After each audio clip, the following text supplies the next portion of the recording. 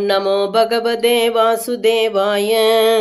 श्रीमद्वाल्मीकिरामायणम् आरण्यकाण्डं षट्पञ्चाशत् सर्गः। वत्सरावधिकरणम्। सा ततोक्ता तु वैदेही निर्भया शोककर्षिता तृणम् अन्तरतः कृत्वा रावणं प्रत्यभाषत। राजा दशरथो नाम धर्मसेतुरिवाचलः सत्यसन्धः परिज्ञातः यस्य पुत्रः स राघवः। रामो नाम स धर्मात्मा त्रिषु लोकेषु विश्रुतः दीर्घबाहुर्विशालाक्षः दैवतं स पतिर्मम। इक्ष्वाकूणां कुले जातः सिंहस्कन्दो महाद्युतिः लक्ष्मणेन सह भ्रात्रा यस्ते प्राणान् हरिष्यति। प्रत्यक्षं यद्यहं तस्य त्वया स्यां दर्शिता बलात् शयिता त्वं हतः संख्ये जनस्थाने यथाकरः। ययेते राक्षसा प्रोक्ताः घोररूपा महाबलाः राघवे निर्विशा सर्वे सुपर्णे पन्नगायता। तस्य ज्या विप्रमुक्तास्ते शराकाञ्चनभूषणाः शरीरं विदमिष्यन्ति गङ्गाकूलमिवोर्मयः। असुरैर्वासुरैर्वा त्वं यद्यवद्योऽसि रावण उद्बात्य सुमहद्वैरं जीवंस्तस्य न मोक्ष्यसे।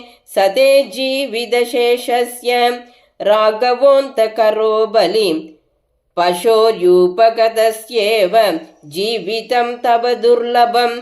यदि पश्येत् स रामस्त्वां रोक्षदीप्तेन चक्षुषा रक्षस्त्वमद्य निर्दग्धः यथा रुद्रेण मन्मथः।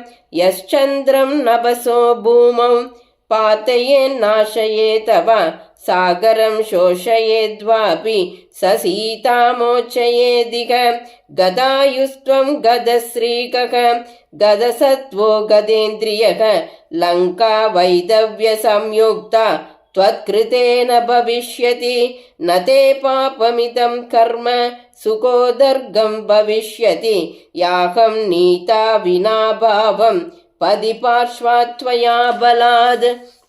स हि देवरसंयुक्तः मम भर्ता महाद्युतिः निर्भयो वीर्यमाश्रित्य शून्ये वसति दण्डके।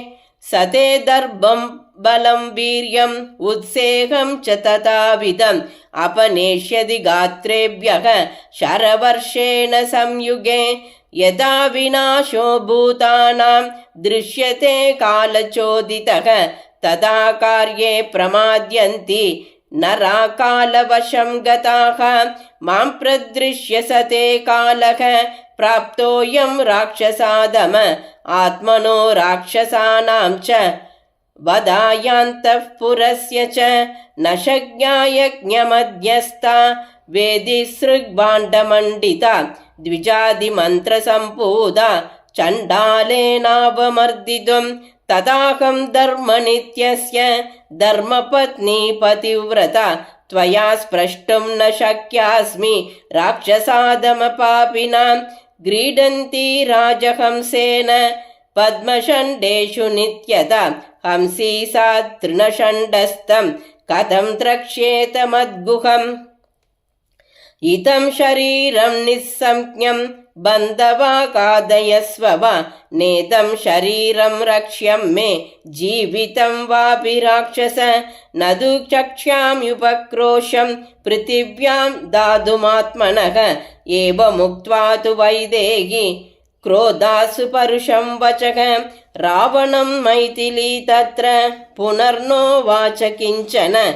सीताया वचनं श्रुत्वा परुषं रोमहर्षणं प्रत्युवाच ततः सीतां भयसन्दर्शनं वचः। शृणु मैथिली मद्वाक्यं मासान् 12 भामिनी कालनानेन नाभ्येषि यदि मां चारुहासिनि ततस्त्वां प्रादराशार्थं सुदाच्यस्यन्ति लेशशः इत्युक्त्वा परुषं वाक्यं रावणशत्रुरावणः राक्षसी च ततः क्रुद्ध इदं वचनमब्रवीत् शीघ्रमेव हि राक्षस्यः विकृता घोरदर्शनाः दर्पमस्या विनेष्यध्वं मांसशोणितभोजनाः वचनादेवतास्तस्य सुघोरा राक्षसी गणाः कृतप्राञ्जलयो भूत्वा मैथिलीं पर्यवारयन् सता प्रोवाच राजासौ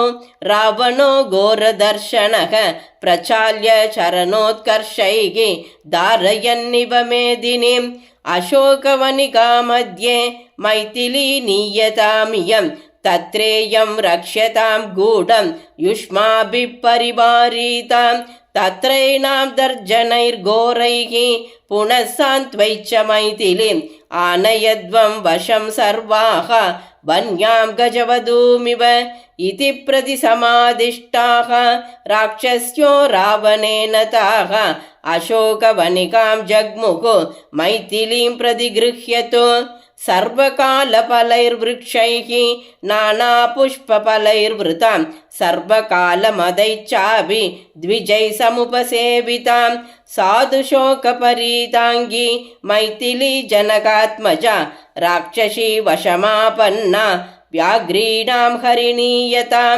शोकेन महता ग्रस्ता मैथिली जनकात्मजा न शर्म लभते भीरुः पाशबद्धा मृगीयतां न विन्दते तत्र तु शर्म मैथिली विरूपनेद्राभिरतीव तर्जितां पतिं स्मरन्ती दयिदं च दैवतं विच्छेदनाभूद्भयशोकपीडिताम् इत्यार्षे श्रीमद् रामायणे वाल्मीकिये आदिकाव्ये चतुर्विंशतिसहस्रिकायां संहितायाम् आरण्यकाण्डे वत्सरावधिकरणं नाम 56 सर्गः। श्रीदाशरथाय विद्महे सीतावल्लभाय धीमहि तन्नो राम प्रचोदयात्। जानकीकान्तस्मरणं जय जय राम राम।